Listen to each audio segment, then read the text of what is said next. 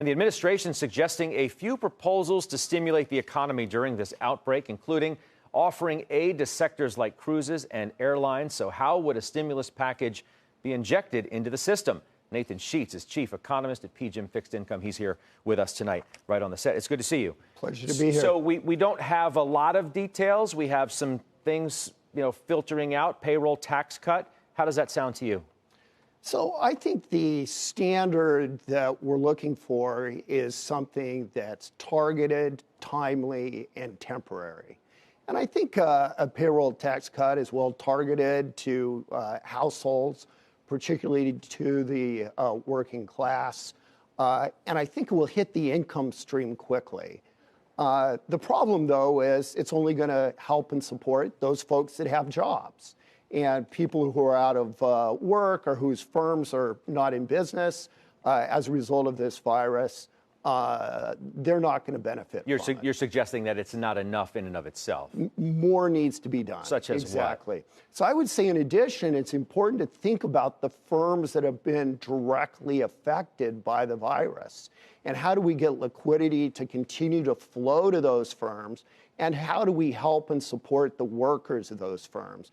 And I would expect that that will be another element of the fiscal package that will ultimately be agreed. We haven't even addressed how you're going to pay for all this. The reports tonight already suggest getting rid of the payroll tax could be near $1 trillion if you just do it between April, let's say, and the end of this year. And there's additional talk that the president may want to make it permanent.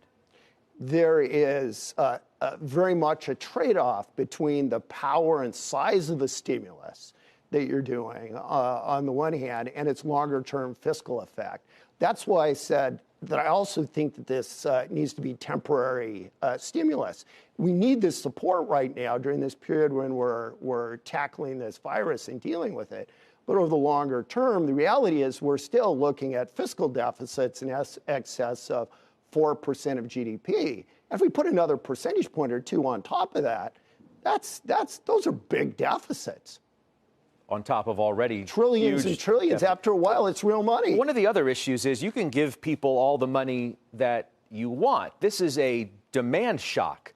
You're going to have people staying home, not going to hotels and restaurants and movies and sporting events.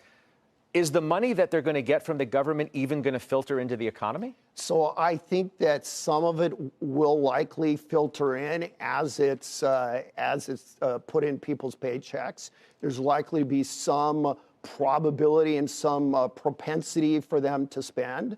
But I think what we're more likely to see is it means that they have more money in their pockets. So when they finally do feel comfortable, we're going to get more of a V-shaped recovery. You mentioned, some of the businesses that could be bailed out, if you want to use that word in all of this. Yet we spoke to an analyst earlier this evening who raised some very interesting points about the cruise industry, which is getting decimated, not only from a business standpoint, but their stock prices are dropping like a stone seemingly every day. They don't pay taxes here in the United States. How is that going to go over with the American people?